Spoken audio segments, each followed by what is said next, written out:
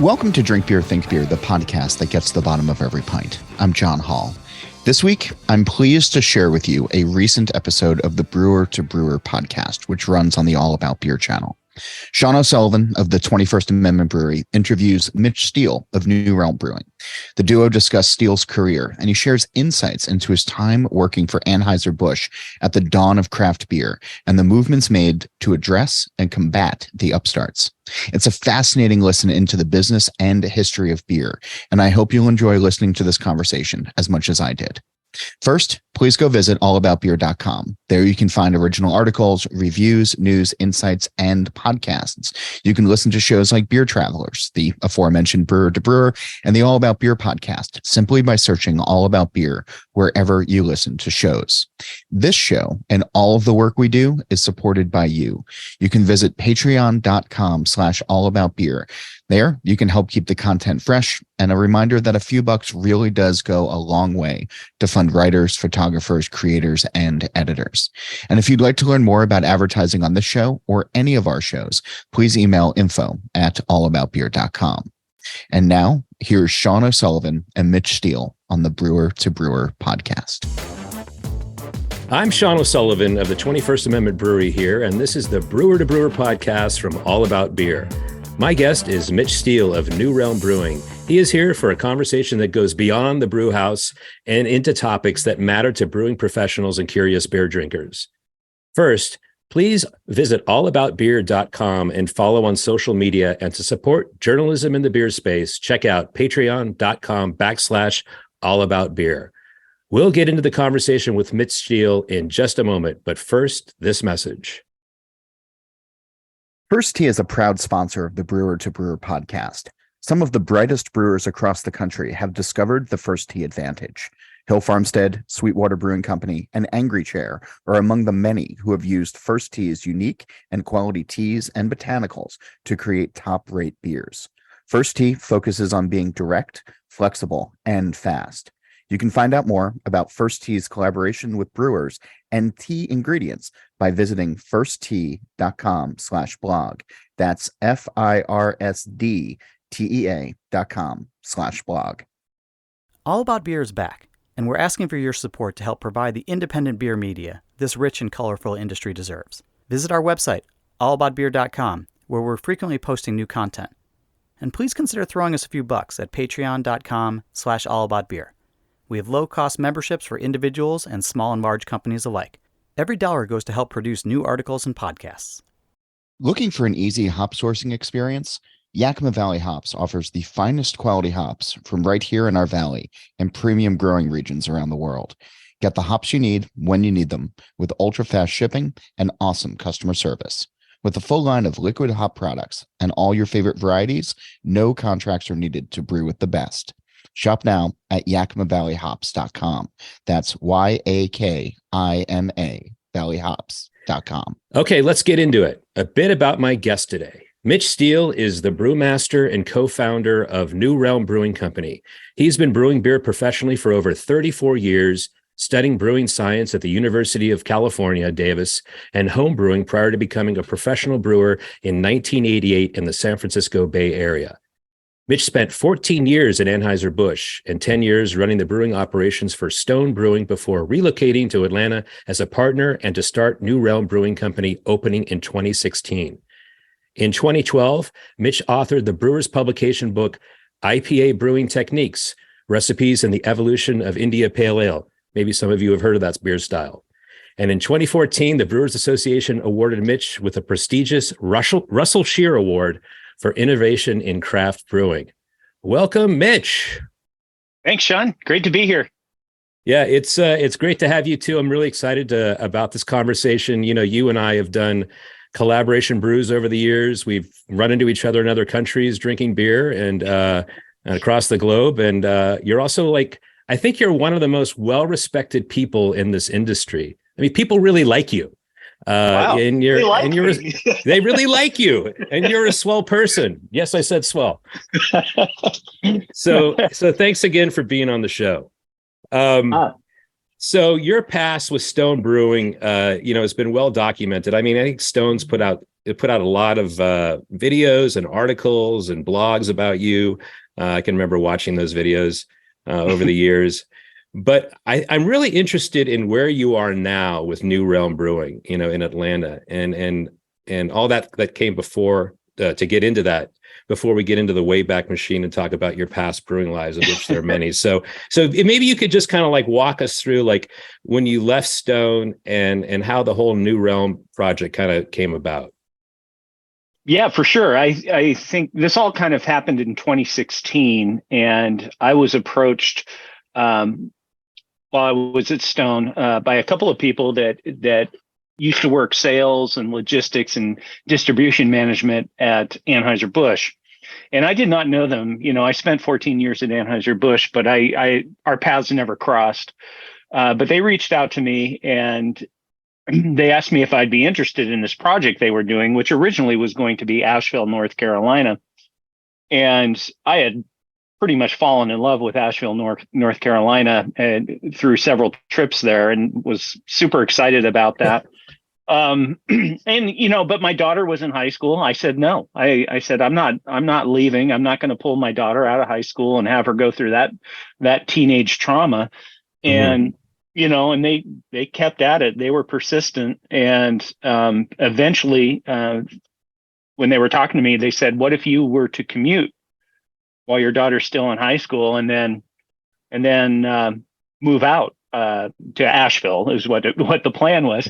And I thought about it, and I talked about it with Kathleen and my wife Kathleen and our kids, and we decided to do it. And really for me, it wasn't that I was unhappy at Stone. I was actually very happy at Stone. I enjoyed working there tremendously, but this was an opportunity to start something from ground zero. I thought the time was right. I thought the location was right. Being in the Southeast, I thought there was room for growth there.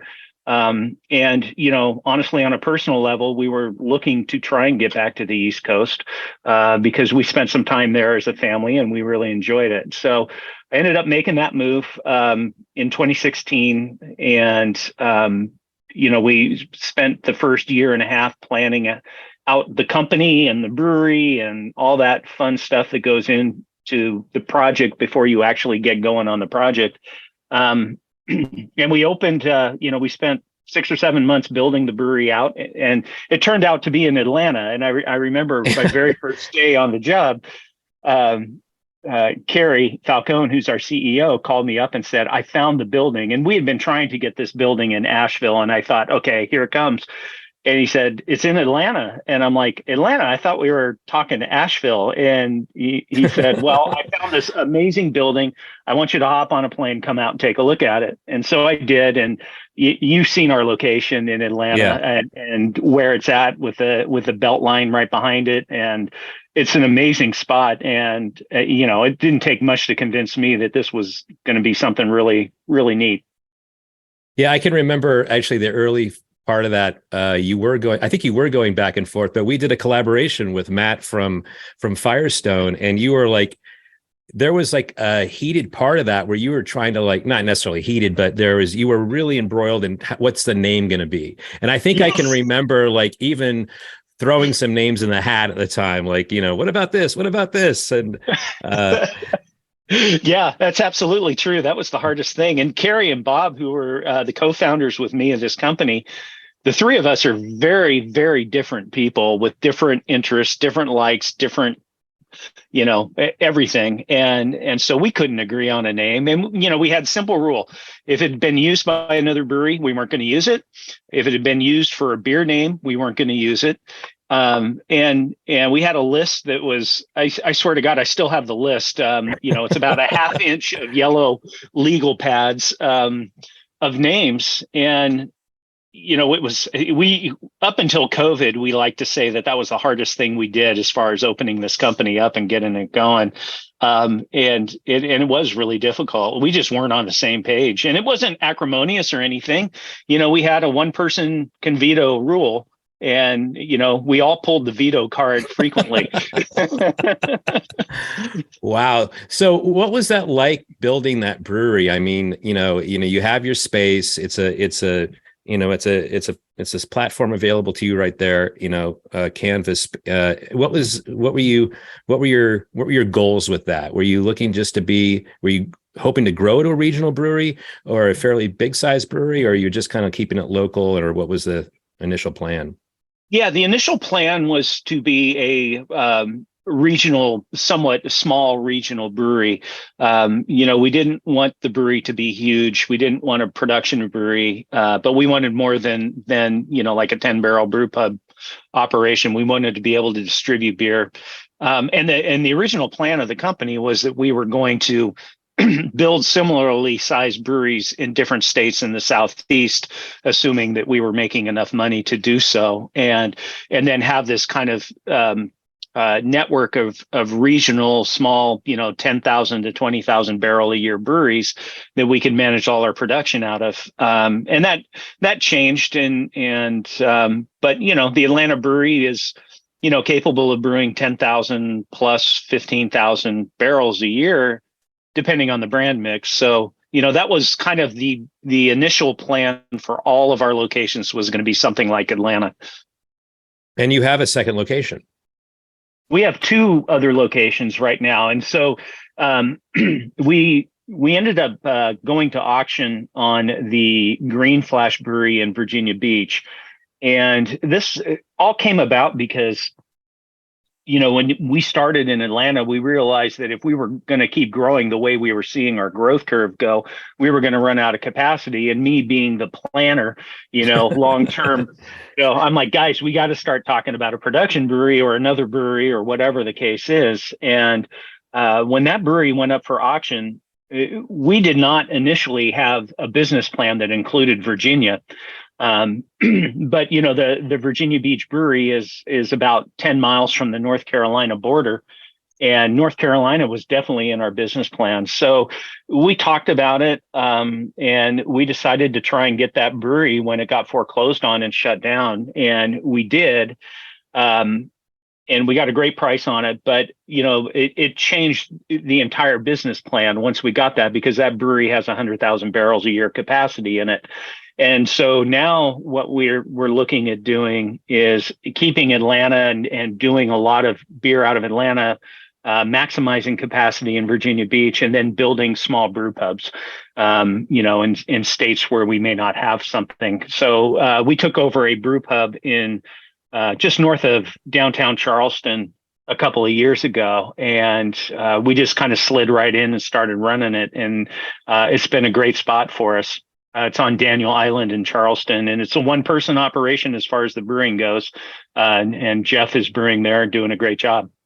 So you're sending your beer from Atlanta up there as well, and so you're serving your mainline beers and also experimenting around at the pub level.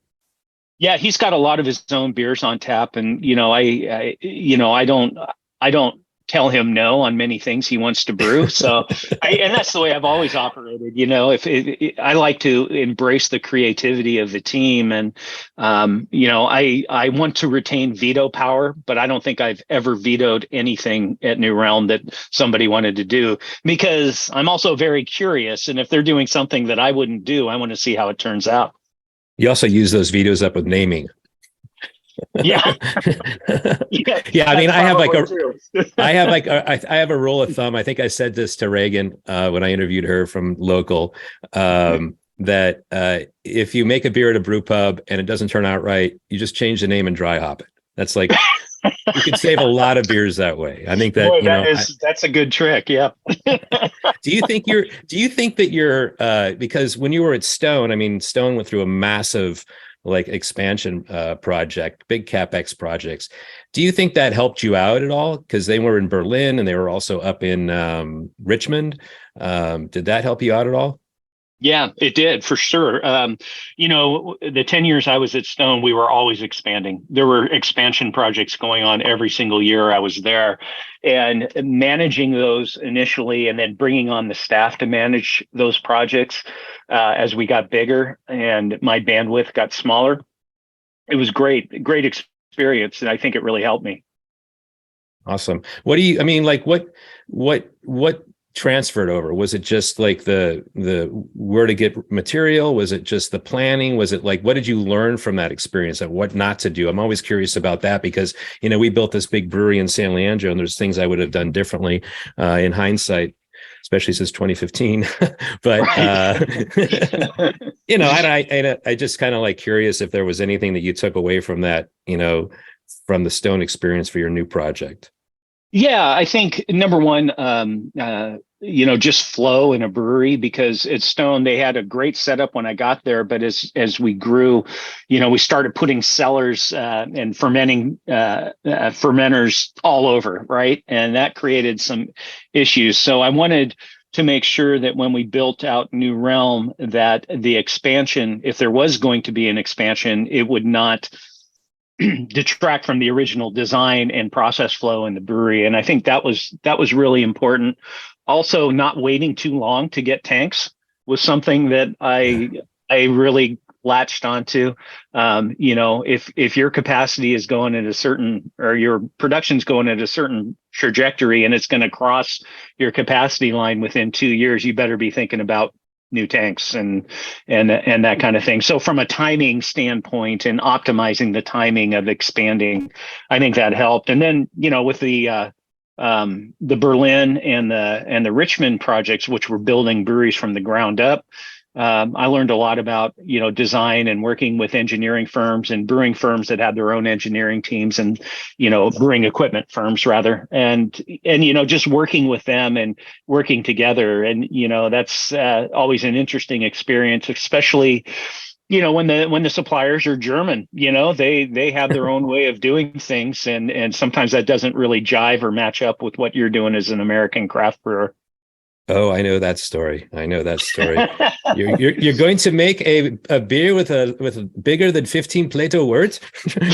Why would you do that? Exactly. That's absurd. That's funny. Hey, what if this is interesting? Because I for a number of years, I brewed at several pub breweries, and then we started the 21st Amendment. So I had this experience, and I was using, with the recipe formulation. I was using one particular yeast. I was using the London Ale strain a lot from my prior career. Then when I switched it up and started the 2-1A, I started using American Ale as our house yeast. And so I'm curious, you were at Stone for a good while. And when you look at recipe development at New Realm, did you just tear the playbook up from what you learned at Stone and reinvent it? How did you do that? Because I think it's an opportunity to kind of almost reinvent yourself as a brewer. Yeah, not to that extent. I certainly learned a tremendous amount about brewing certain types of beer at Stone, and I took that with me. I really liked what we did at Stone, and so at New Realm we have a couple of beers that are very reminiscent of some of the beers I brewed at Stone. The one rule I had for myself is I'm not going to copy it, but if I use this beer is an inspiration for a beer I want to make now, I would. What New Realm gave me the opportunity to do, though, was brew a bunch of styles that I never would have gotten past Greg at Stone. And so that was a lot of fun. One of the things I wanted to make was a really nice hoppy Pilsner. And, Prima Pils from Victory was one of my favorite beers. It was always on tap in the Stone Bistro in Escondido. And I fell in love with that beer, and I wanted to make something like it. And, Greg, wanted us to focus on what Stone was known for, which I think it was a good thing at the time. But as a brewer, wanting to do other beers, I took that opportunity when I came to New Realm, and I'm still enjoying that. We're brewing a little bit of everything at New Realm, and certainly we have a lot of focus on IPAs, but we're brewing a lot of lagers right now too, which is really fun for me. Well, you have to innovate. It's one of those things, especially at this, day and age. Maybe that was the case back in the day with, when Greg was saying, no, we're not going to do that. Let's stay true to brand with our, with our styles. But, now it's like, you've got to do everything. So. Yeah. Times change and you got to evolve with the times. And, certainly we've done that. But it's just been fun to be able to brew a Pilsner and a Munich Dunkel and an Oktoberfest beer and those kind of beers, as well as kettle sours and things like that. Do you think that the consumers in the Southeast are, and your other locations, are responding to sort of these classic styles? I mean, hazy IPAs are king in a lot of ways. I know it's sort of shifting right now to clear or West Coast style IPAs, but do you think the consumers interested in a Dunkel or something else? Not in distribution. I mean, that's been our experience with those kind of beers. Our tap rooms are more all over the place as far as what people drink. And there were, when we opened up the tap room and put in a restaurant in Virginia Beach, the Munich Dunkel did very well. There were, it's a very heavy military area. There's a lot of bases around the brewery. And so people who had been in the military and had served over in Germany often came into our brewery, and they drank our Hefeweizen and they drank our Dunkel. I think, when I got to Atlanta, it wasn't all IPA and like it was in California when I left California. And so I looked at that as an opportunity to do some different things. But, it's interesting. Distribution still, it's what's selling, right? And it's still all about IPA, although we've had some pretty good success with a few lagers in the past year. So that's been encouraging. And, it's nice to see in Atlanta right now, there's a number of breweries that are just focusing on classic styles and doing very well. I love that. I love going to those breweries. I love drinking their beers. And it's just, to me, it's encouraging to see this, because I think maybe the tide is turning a little bit and getting back into beer styles that a lot of craft brewers had just left behind. Yeah, that's exciting to hear. That was like kind of along the lines of my next question, which was, what is happening in the Southeast in terms of craft beer? Is it, what are you seeing down there? I mean, is it different from any other part of the country, or is it unique in its own way? Or, well, I think it's different because it's a little bit newer. There were breweries in the Southeast, since the early days of craft. But, I look at what's happened in Atlanta as kind of a nice example. And when I got to Atlanta, I think there were 5 to 10 breweries in the Atlanta metro area. And now there's like 50. I mean, it's, and I think there's still room for more. Atlanta has somewhere around 6 million people in the population in the metro area. There's room for more breweries. I think there's what I see in the Southeast is a wider variety of beers being brewed. People are brewing the hazy IPAs, and people are brewing West Coast IPAs, or, what some people in this area call tropical IPAs, meaning kind of a not as bitter West Coast IPA with more tropical hops kind of thing, which I enjoy tremendously. Yep. And and then you see breweries that are doing Belgian beers and doing very well, or there's a couple of breweries in Atlanta that are just almost 100% lagers and traditional European lagers, and they're very popular. So, and I see that in Charleston. Virginia Beach is, in the Norfolk area, the Hampton Roads area in Virginia, there are a lot of smaller breweries there that are doing some really neat things. And, it's not just, one thing or another. It's a little bit of everything. And I enjoy that.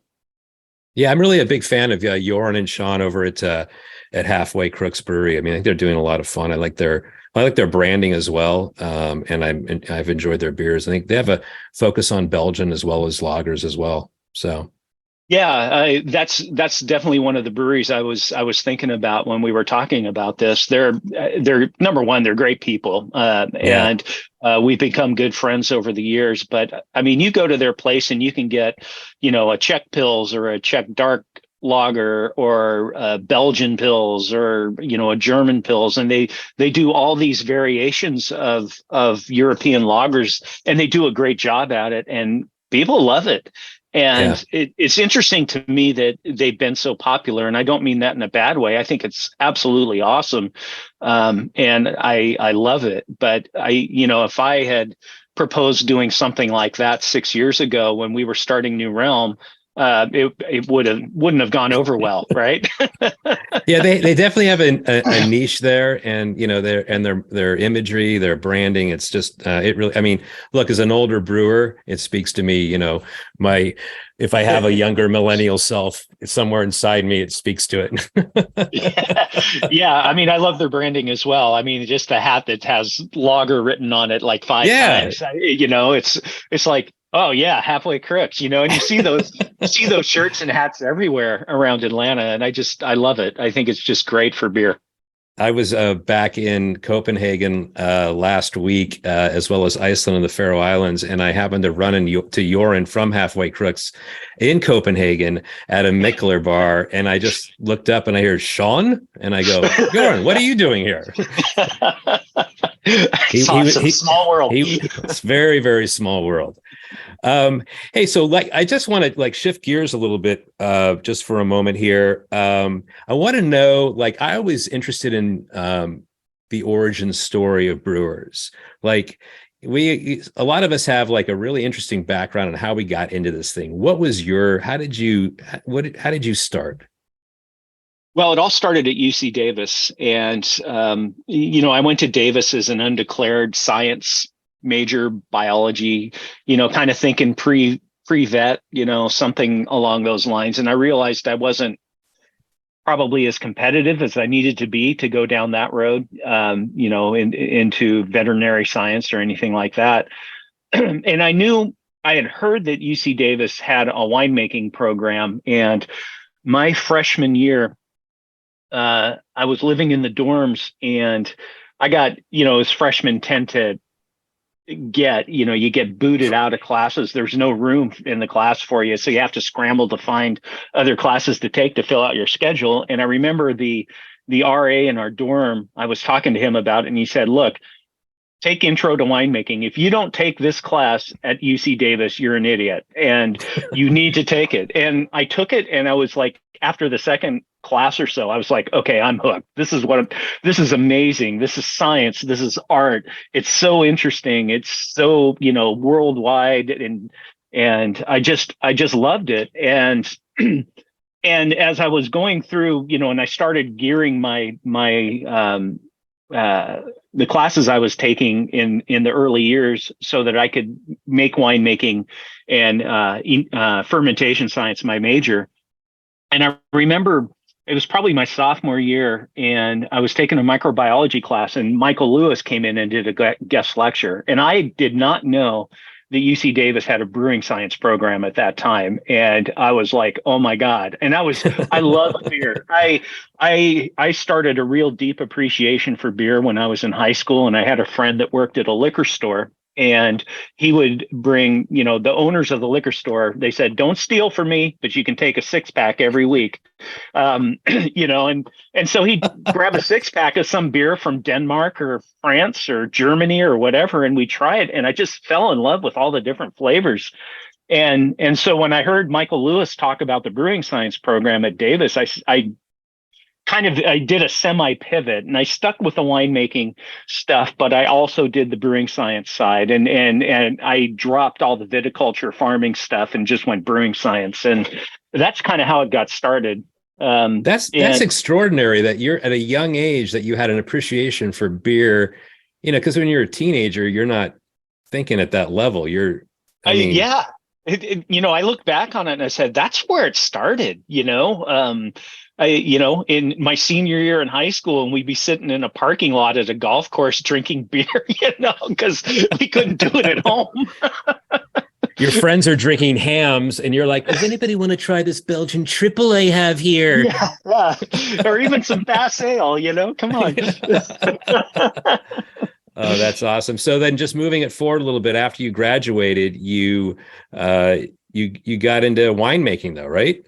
I did. I graduated UC Davis in 1984. And at the time, the only craft brewers in California were Anchor and Sierra Nevada. And we were in the middle of a recession at the time, and none of the breweries were really hiring.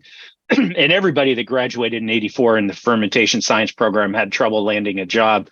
I ended up getting a seasonal job as a a chemist at a winery in Hollister, California, and that winery was called Almaden, and they were a big outfit at the time. They had 4 different wineries throughout California. And I was doing this work during the harvest season at their red wine facility, and it was really cool. I loved it. There was they had a Guinness Book of World Records barrel warehouse there. 2 acres or maybe it was 4 of barrels stacked 5 high. Every drop of red wine that Almaden made went through a barrel at some point. Yeah, I mean, it was just incredible, and Almaden never really had a good name because they were known mostly for jug wines, but they were making a big push when I got there to really upping their game on the red wine front. And it was a lot of fun and a great team. And I just loved that job.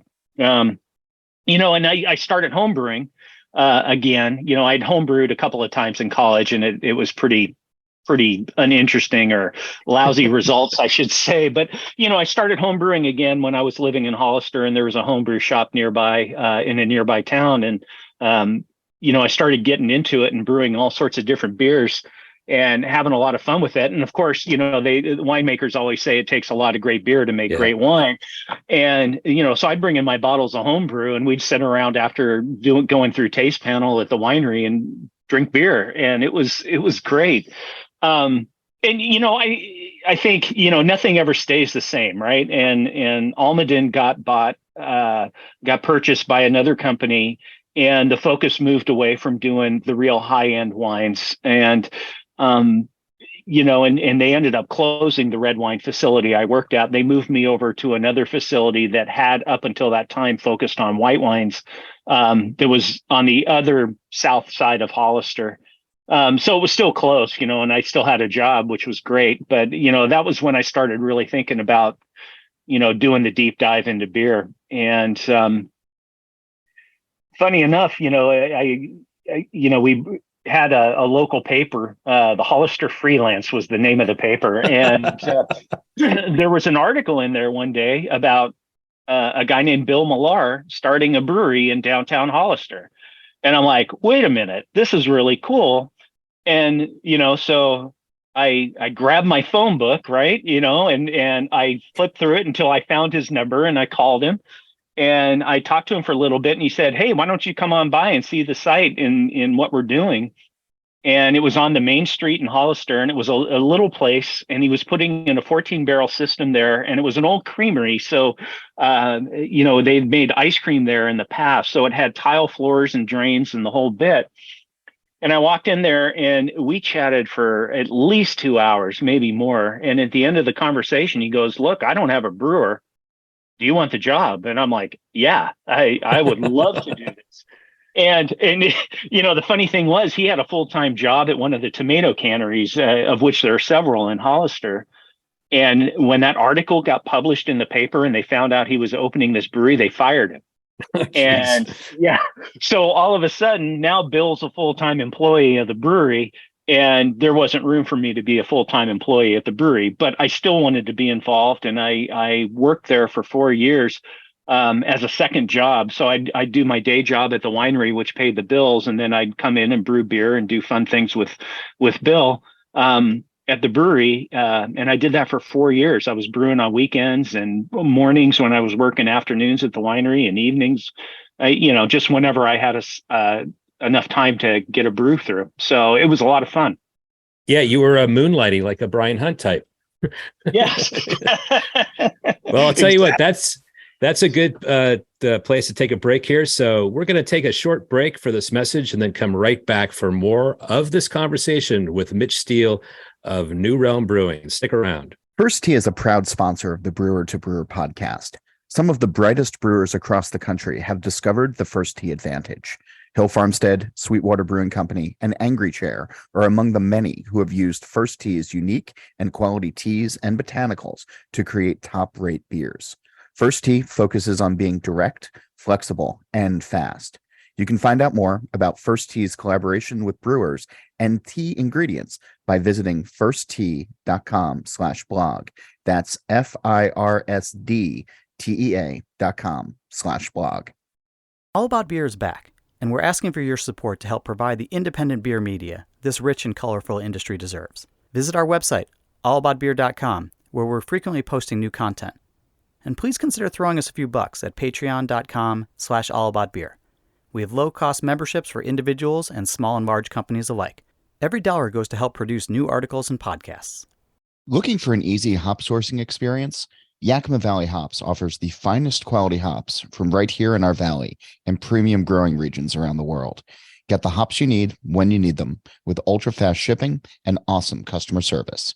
With a full line of liquid hop products and all your favorite varieties, no contracts are needed to brew with the best. Shop now at yakimavalleyhops.com. That's YAKIMA valleyhops.com. Okay, welcome back. We are still talking with Mitch Steele here from New Realm Brewing Company. So, Mitch, I think I talked to you about this before the sort of the pre-interview, I'll call it, but I want to talk about Anheuser-Busch, your years there. How did that come about? You're at a brew pub in Hollister, and then you work for one of the largest beer corporations in the world. How'd that happen? Well, yeah, after 4 years of doing what I was doing at San Andreas, I realized that was never going to grow big enough to bring me on full time. I still had hoped that would happen, but I faced reality, and honestly, I decided to just go dive in full on into brewing as a career, and I wanted to learn as much as I could. I wanted to learn how to run a brewery. I wanted to learn how to how a really technically advanced brewery operated and how people thought about beer. And so I got my resume updated, and I pulled out the old Brewer's Digest brewery list directory, and I circled a bunch of breweries that I thought were in areas that I might like to live, and also that I thought would be a great experience for me, or I like their beer or whatever. And it's probably important to note that Anheuser-Busch had a very strong relationship with UC Davis, and a lot of people that studied brewing science at UC Davis went on to great careers at Anheuser-Busch. And I think that helped get my foot in the door. But I had sent a bunch of resumes out, and I got, and I just sent them to the brewmaster that was listed in the directory, right? So these guys were old letters of me saying, hey, I'd love to talk to you about possibly coming to work for you. And I got a call from Anheuser-Busch in Fort Collins, Colorado. And I flew out there to interview. I had to go out there twice. The interview process at AB back then, I don't know if it still is, but back then it was brutal. I mean, it was just really long. You had to talk to about a dozen people. And then if they liked you enough, they brought you back to go through this whole assessment evaluation of your managerial skills and things like that. And so I went through all of that, and they ended up offering me the job. And so I picked up everything and moved to Fort Collins, Colorado, which was huge for me. I had never really spent much time outside of California. I was 30 years old. I was ready, though, to try something different, try a new spot. And so I went to Colorado, and I was hired there as a supervisor, a brewing supervisor. And I was working rotating shifts. And, there was a lot about that job I absolutely loved. And, my goal in doing this, because I still wanted to be a craft brewer, that was my goal. That was what was in my head, cemented in my psyche. And so I said, I'm going to give this 5 years, and I'm going to soak up as much as I can, learn as much as I can. I had all these notebooks that I was writing stuff down in and everything. And my intent was, after 5 years or so, that I would start trying to get back into craft beer. And 5 years turned into 14. And I got promoted several times and moved around a bit, and had a really good career at Anheuser-Busch. I got to do some things at Anheuser-Busch that nobody's gotten to do. And then after I left Fort Collins, I got put into the new products group at Anheuser-Busch in St. Louis, and I was replacing a person named Danny Kahn, who eventually went on to work at Sierra Nevada for several years and is now distilling. But Danny was a great guy. He kind of took me under his wing.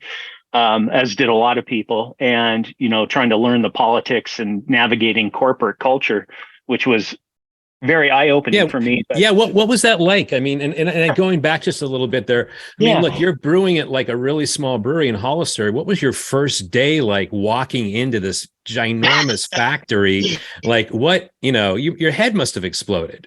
Yeah, it did. I mean, there were on a lot of different levels. I mean, there was stainless everywhere. The place was immaculately clean. Working in the winery, I thought I had some experience working in pretty big operations, and I did, but none of that really prepared me for what I walked into there in Fort Collins. And that brewery was, I want to say it was 5 years old when I came there. Oh, wow. So it was still new, and it was still shiny and just amazing. And then the other thing is I had to learn the language, right? And I'm sitting there, I remember this clearly. I was sitting in the control room with one of the supervisors who had been there for a while, and he started talking about fossing beer. He goes, yeah, now we got to foss this, so we're going to put it on the schedule. The next shift we'll foss it over to the lager cellar. And I'm like, wait a minute, what does foss mean? I had no idea. Right. And there were a lot of those German brewing terms that I learned very quickly in my time at Anheuser-Busch. So it was overwhelming, but it was exciting. And, the people there, by and large, were amazing. They were wonderful people. They really wanted everybody to do well. They recognized good performance. I really enjoyed my time in Fort Collins. It was awesome. Well, it's also a different company now than it was back then. It's a very different company. It was a bit before the big sale, but then you stepped into sort of the innovation area. And so what you were like, what happened there? Well, so it was a two-person team, and we were in charge of executing what the marketing department wanted Anheuser-Busch to come out with on the innovation side. And this was right at the time when AB came out with beers like Elk Mountain Amber Ale and Elk Mountain Red and Red Wolf Red Lager and things like that. And obviously, my 4 years of being involved in craft beer and being part of the craft brewing community played a role in me getting this job. Again, there was a lot of mentorship, when I first got to St. Louis, because I remember one person telling me, look, you're in corporate brewing. It can be really tricky. He said, your goal should be not to get yourself in trouble with any of the brewmasters. And I'm like, okay. And sure enough, I did get myself in trouble a couple of times, and it was hard. But what did you do? How did you get in trouble at Anheuser-Busch? Were you out one day not drinking Budweiser, and they saw you? I mean, how do you get in trouble? No, I was like the one person at Anheuser-Busch that could drink other beers, because of our job. But good point. No, it was actually after I was in new products, and then I was working for one of the brewing directors who was in charge of 6 of the 12 breweries. And we were put on this project. I was working with a gentleman named Alistair Pringle, who has been around for a while, and a lot of people in the industry know him because he's brilliant. But we were working on a project to figure out how to measure wort oxygen, aeration, and measure DO and wort, and then measure DO in different parts of the process. And we were out evaluating brew house operations in a lot of breweries and doing these kind of audit things, as well as checking dissolved oxygen. And I remember the brewmaster at one brewery had to leave the last day we were there. And so we kind of, we're supposed to fill out a report after these trips, right? And so we gave the report to somebody else who apparently did not tell the brewmaster what we had found. And then we got back to St. Louis and we told the VP of Brewing, whose name was Doug Molman, what we had found. And he immediately, this was kind of an asshole move, but he immediately, while I'm in the room, called the brewmaster and started. My gosh. And I'm sitting there and I'm shrinking, right? I'm just kind of withering up and wanting to just go away and hide. And I walked out of Doug's office after that phone call, and I heard my phone ringing as soon as I started down the hallway to my office, and I'm like, oh crap, this is going to be ugly. And yeah, he tore me a new one. It was, and we had been really good friends. We had a really great relationship, and it soured there, and I just felt horrible. But I tried to do what I had to do there, and it was just one of those things where it was a good lesson, right? Yeah, that's a good story. Under the bus, but sometimes you throw people under the bus inadvertently, and you pay for it. There you go. Sometimes you're doing your job and you don't know you're throwing somebody under the bus. Yeah, exactly. So going back to the innovation, so it's two people, which strikes me as interesting. Huge company, two people who are in charge of coming up with innovation. I mean, I'm sure there's a lot of support like being fed into you, but what did you do? Just go like wake up one morning and turn to the other brewer and go, let's brew a saison today. How did this work? Well, there was a little bit of that, but the Anheuser-Busch had a 10-barrel pilot system, and we were given one slot a week to brew a batch of beer. And, we had marching orders from the marketing department, and that was how Anheuser-Busch worked. Anything that was a brewer's idea never even got off the ground. But if you were marketing, and you were running, say you're running the specialty brewing group on the marketing side, which was what it was called back then, you fed the brewers the ideas and then the brewers executed it. And so we would, if somebody said, hey, we want a beer that's kind of like this, or, has this alcohol content, or whatever the case was. And usually it was pretty loosey-goosey, the direction we got, unless it was to specifically brew something like somebody else was already doing.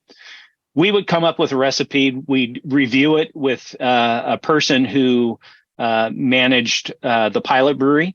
And he was an old German brewmaster, and I loved the guy. His name was Al Linnebach. And, I thought walking in, I'm kind of intimidated by a German brewmaster. And he was one of the most jolly people and curious brewers that I've ever met. And he really helped us, and he was, there were a lot of tricks he taught us, old German brewing tricks, as we tried to figure some things out. And, but he was always interested in what we were feeding his way. And then his team would brew the beer, and then we'd taste it together. And then if we thought it was worthy, we'd send it up the ladder. And, one of the interesting dynamics of this whole process is the beer had to go through the corporate taste panel, which they called the 220 panel.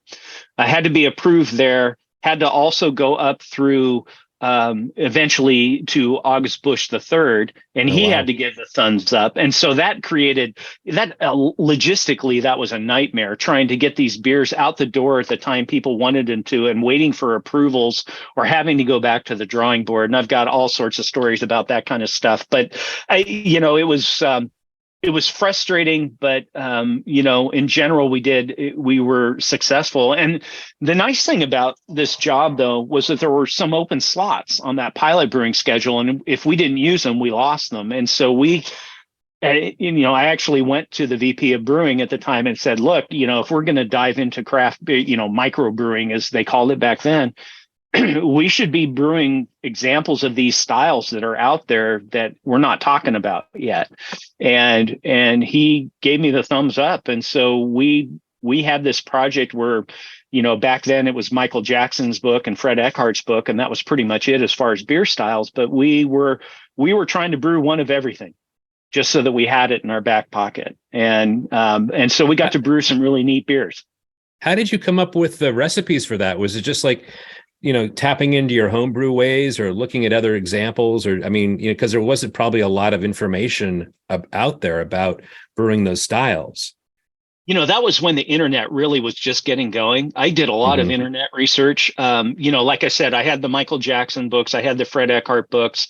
There were some other brewing texts that were out there that kind of addressed this. So I did and it's funny. I tell this to people every once in a while. I learned more about beer styles and brewing different beer styles at Anheuser-Busch than I did anywhere else in my career, which I always thought was somewhat ironic. And, but yeah, some of the things we didn't work, and some of them really did. I remember one of my favorite things that we did in that time is we did an IPA, and we had launched some of these beers in Boston, and I'd gone out to Boston, and Harpoon IPA was everywhere. And, coming from the Bay Area, I certainly had a number of IPAs in the Bay Area before I left to join AB.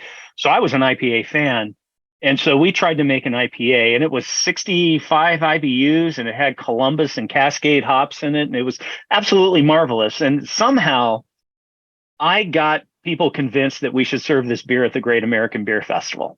And and so we have this lineup of, Budweiser and Bud Light and all this other stuff. And then we have this IPA, and people were lined up for this beer. It was crazy. What year was that?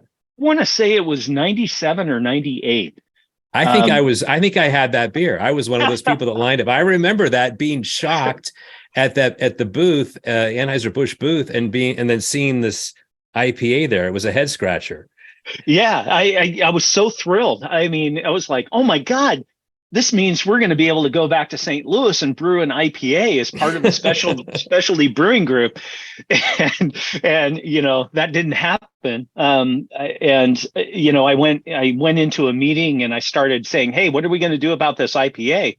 And the response, I just got crickets, right? And finally somebody said, we're not going to do anything with this. And I'm like, what are you talking about? What are you talking about? This beer was a huge hit. This could give us instant credibility, because that was a lot of what we were doing, was trying to get Anheuser-Busch credibility, because craft brewers at the time really didn't respect Anheuser-Busch by and large. I mean, there were people that understood it and did, but, and then the whole marketing side and sales side of things with Anheuser-Busch created a lot of bad will. But I'm sitting in this meeting, and I'm just confused as all get out. I'm like, why are we not talking about this beer? And finally, one person told me, and he said, we're not trying to grow this category.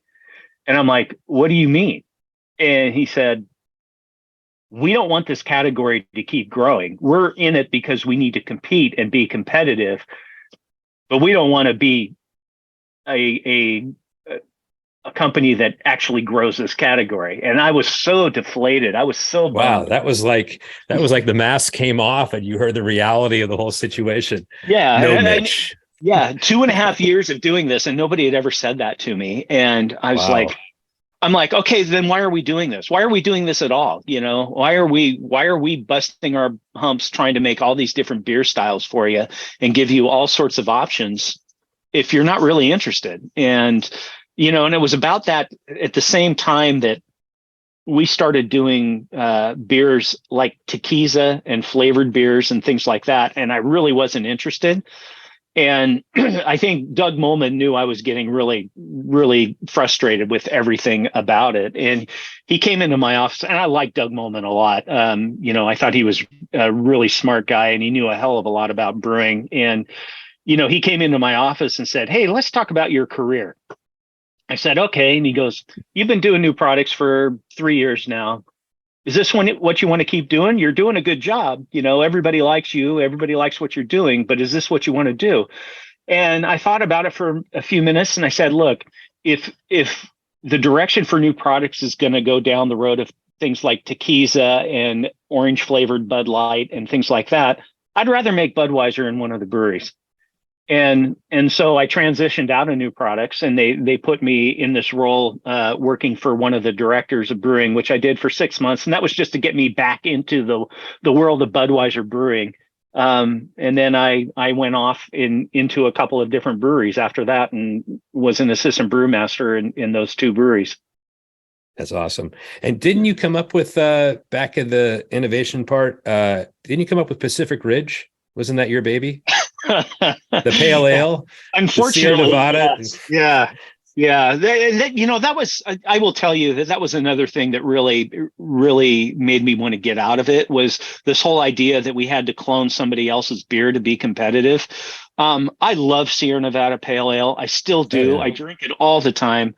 I was really conflicted with that whole project, and I thought it was bordering unethical. And and when I started saying stuff about it, I pretty quickly got told to zip my lips. But so I went into that whole project saying, let's just brew the best frickin' pale ale we can brew.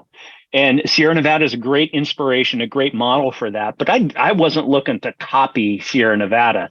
But in the end, that's where the direction went with that beer. And I look back at that, and Ken Grossman, at one of the CBCs a few years ago, we were sitting down with Steve Wagner and having lunch, and he said, "Hey, let's talk about Pacific Ridge." And I'm like, "Oh shit!" and you know what? I apologized to him because I've never wanted to be a brewer that copied anybody else's beer. I learned a heck of a lot about brewing pale ales through that whole process, which was great. But there were some other projects like that I just really felt very uneasy about. And I know that's kind of corporate culture, but I didn't want any part of it. What was interesting about that, it wasn't just the beer with Pacific Ridge, it was the shape of the bottle. It was almost, yeah. But in your defense though, it was a good beer. I mean, I was kind of shocked when I first had it. I was like, wow, this is a damn good pale ale. So it wasn't exactly like Sierra Nevada. It had a couple little nuances to it, but it was a good beer.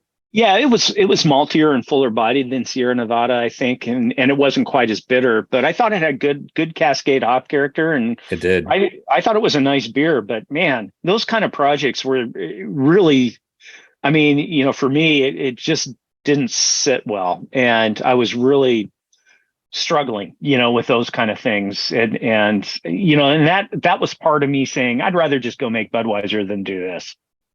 That's interesting. Kind of like one more question on the AB front that I just thought of, like, did you ever meet the big man? And what was that like? Anheuser-Busch. What was that like? Several times. Nobody ever wanted to, but,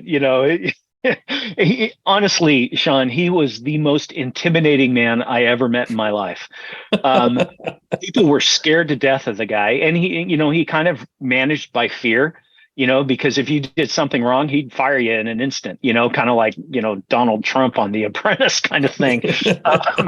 And I remember one time we were doing these events where we were inviting beer writers out to some of our facilities, whether it was a brewery, the hop farm in Idaho, or the malting facility in Idaho as well.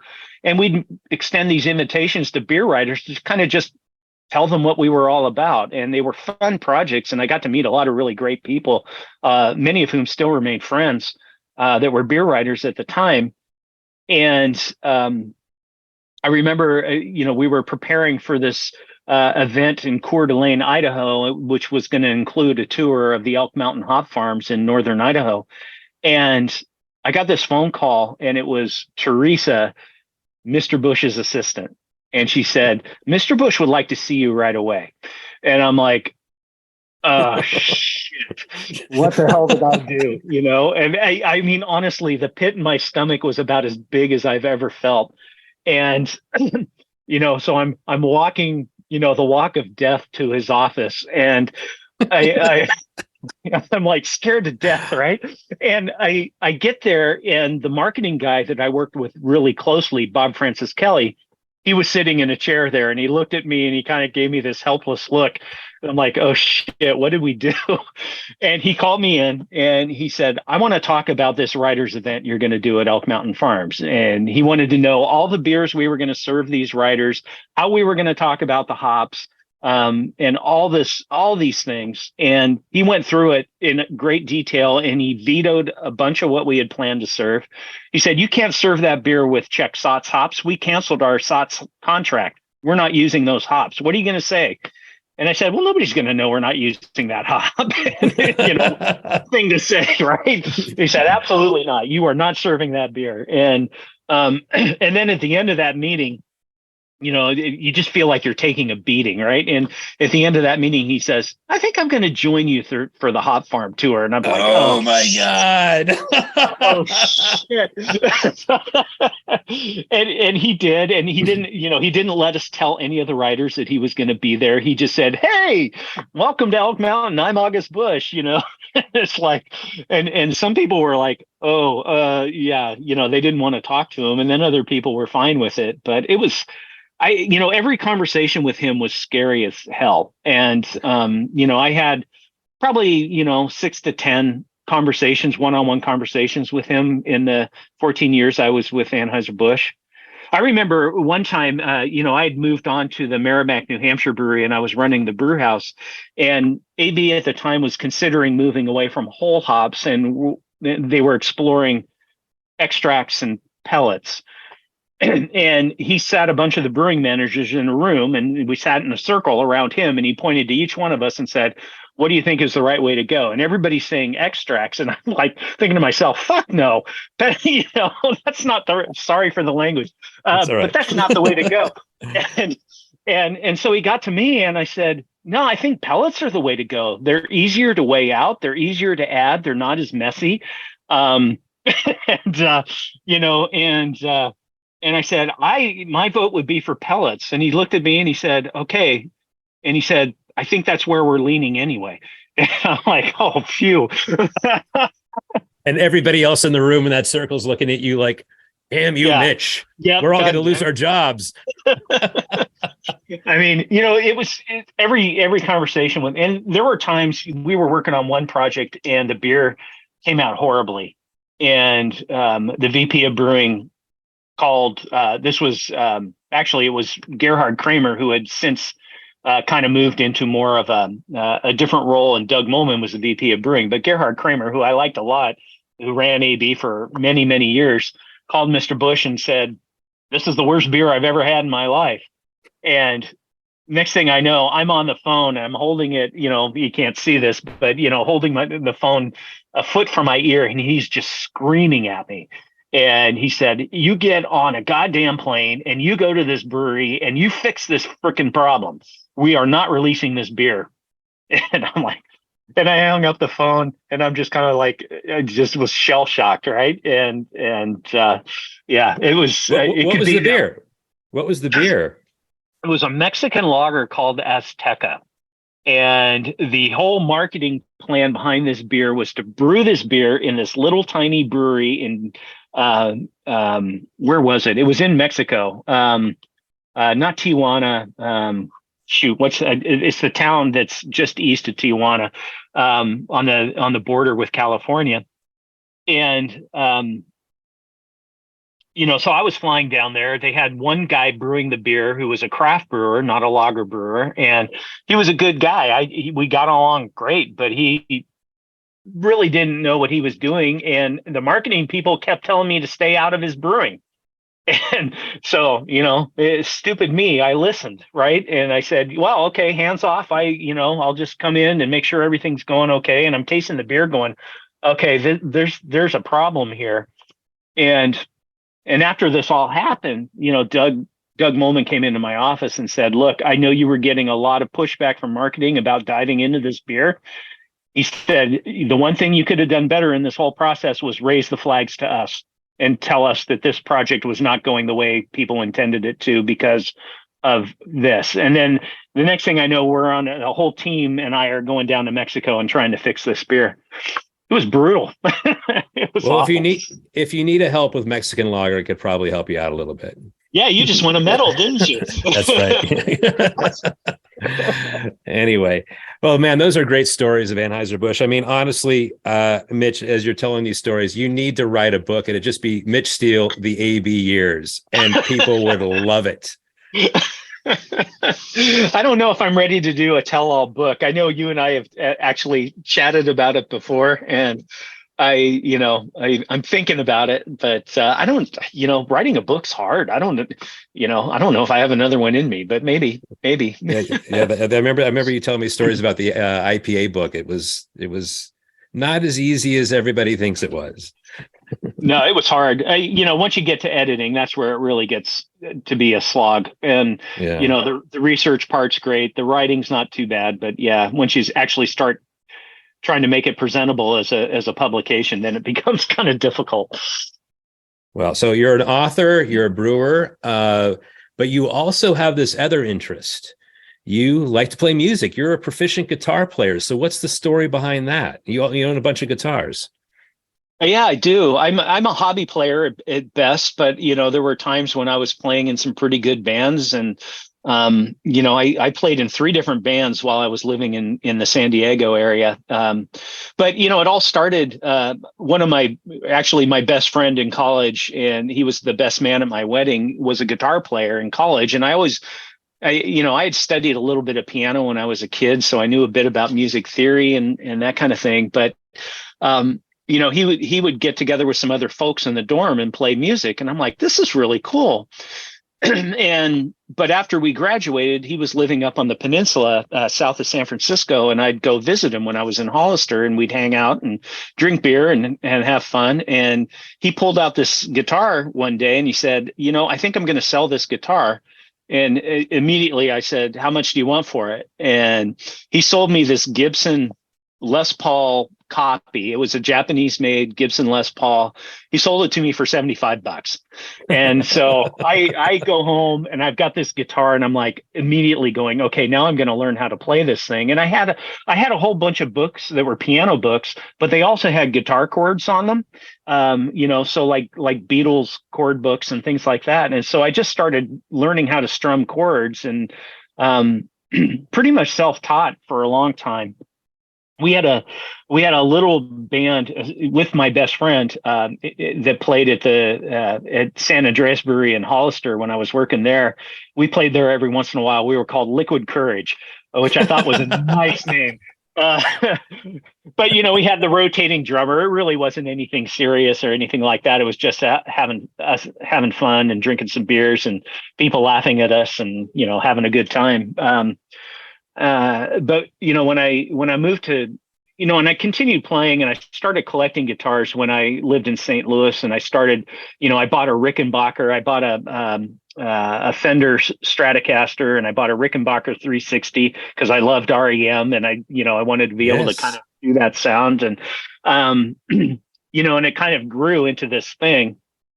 When I lived in New Hampshire, I think that was probably the time that I got into what I would consider a real band dynamic. And it was a group of four of us that got together, basement legends kind of thing.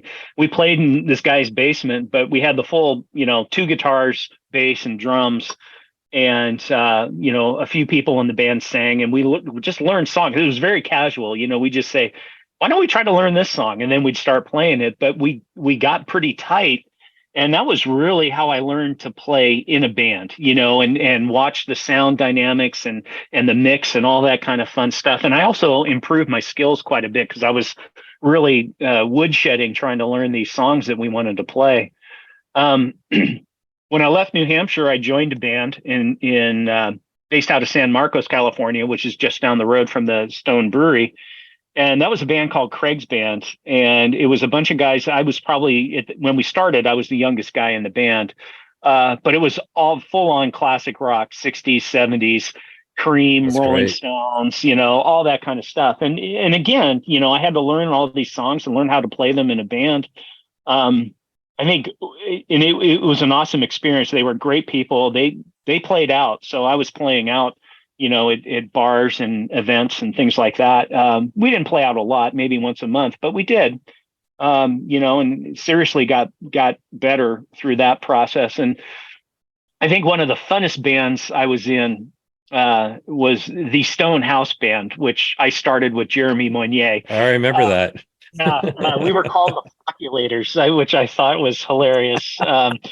And it was pretty much an open invitation for anybody on the team that wanted to take part in it. So people came and left, but the core of the band stayed the same throughout the 5 or 6 years that we did it.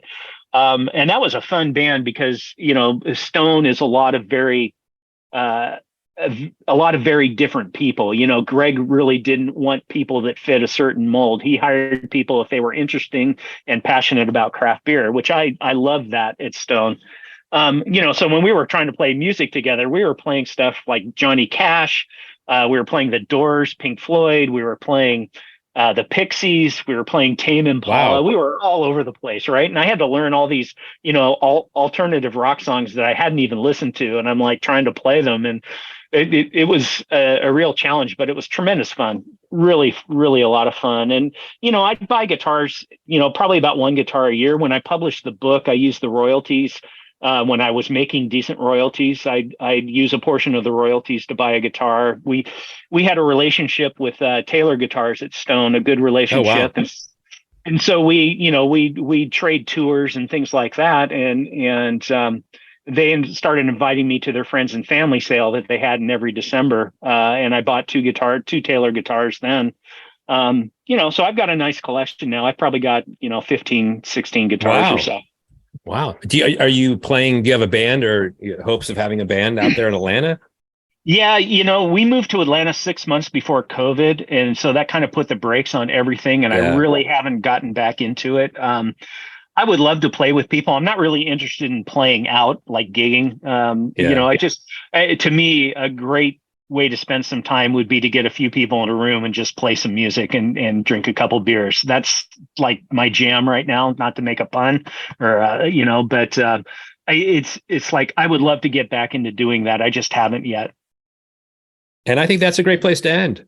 This has been awesome. Thank you so much. It's been a real treat. Been fun. Mitch, that went by fast. Yeah. Mitch will be back on the next episode of the Brewer to Brewer podcast as the host, having a conversation with a brewer of his choosing, which will air in the next 2 weeks.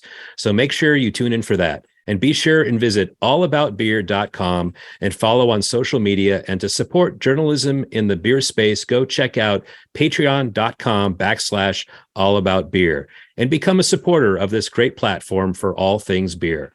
I'm Shaun O'Sullivan. Thank you for listening to the Brewer to Brewer podcast. First Tee is a proud sponsor of the Brewer to Brewer podcast.